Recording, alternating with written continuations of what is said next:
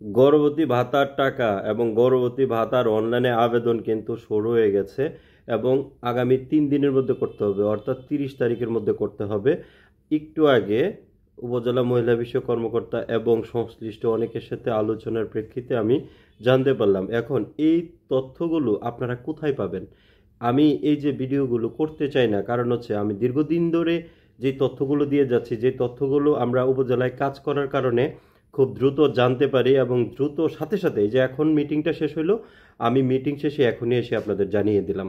এবং আমি যে উপজেলায় কর্মরত আছি, বাজিতপুর উপজেলায়, এখানে পৌরসভার মধ্যে এবং ইউনিয়নের মধ্যে 30 তারিখের মধ্যে করতে হবে। এবং পৌরসভায় যারা আবেদন করবেন কোথা থেকে করবেন, আগে কিন্তু মানে এই বিষয়গুলোই বলবো যে প্রত্যেকটা পৌরসভায় উপজেলার তথ্য সেবা কর্মকর্তা সারা উপজেলাটা করতে পারবে। আর হচ্ছে পৌরসভার একজন ইউডিসির কাছে আইডি পাসওয়ার্ডটা থেকে তিনি আবেদন করতে পারবে। আর কোথাও থেকে আবেদন করতে হবে না, আপনি তথ্য অপার কাছে বিনামূল্যে করতে পারবেন।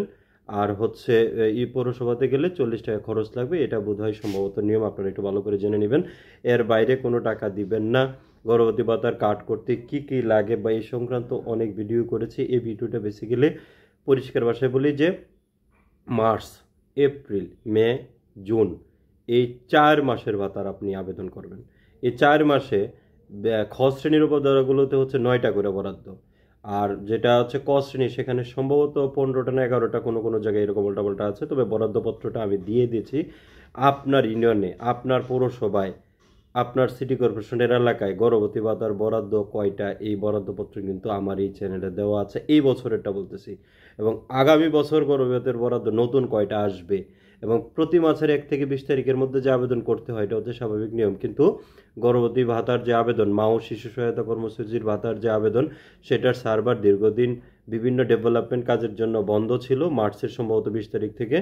সো যারা মার্চ মাসে আবেদন করেছেন সেই আবেদন আছে, নতুন করে আবেদন নেওয়ার জন্য সুযোগ তৈরি হয়েছে।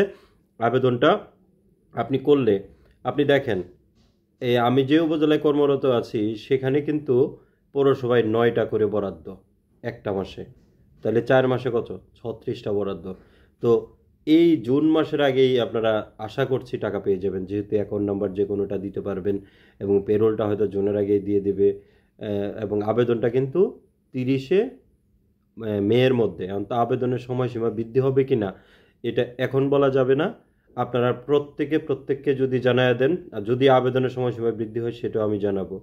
আমি এই যে মাঝে মধ্যে ভিডিওগুলো করি না বা করতে ইচ্ছা করে না, আমার অনেকগুলো কারণের। প্রথমটা হচ্ছে যে এই তথ্যগুলো আমার টার্গেট ঘরে ঘরে পৌঁছে যাক এবং প্রত্যেকটা মানুষ এই সুযোগটা নিক। আপনি যদি অ্যাপ্লাই করতে না পারেন তাহলে আপনার ভাতা হবে কি হবে না এটা তো জানি না।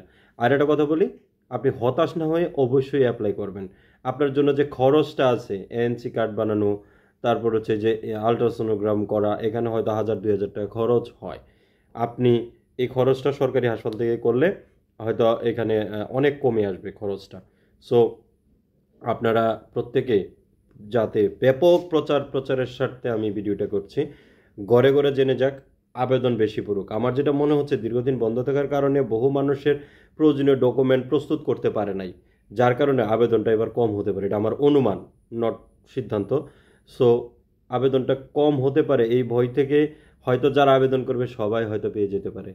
আর গর্ভবতী ভাতার কার্ড করতে কোনো টাকা লাগে না, এটা বিনামূল্যে করা যায়। এখন যদি বলেন যে টাকা ছাড়া তো কার্ড হয় না, আচ্ছা আপনারা কেউ যদি টাকা না দেন তাহলে কি হবে আপনি কি জানেন?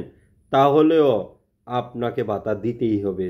আপনারা কেউ যদি টাকা না দেন তাহলে আপনাদের মধ্য থেকে যারা আবেদন করবেন সেখান থেকে শ্রেষ্ঠটা সংশ্লিষ্ট কমিটি বাছাই করবে।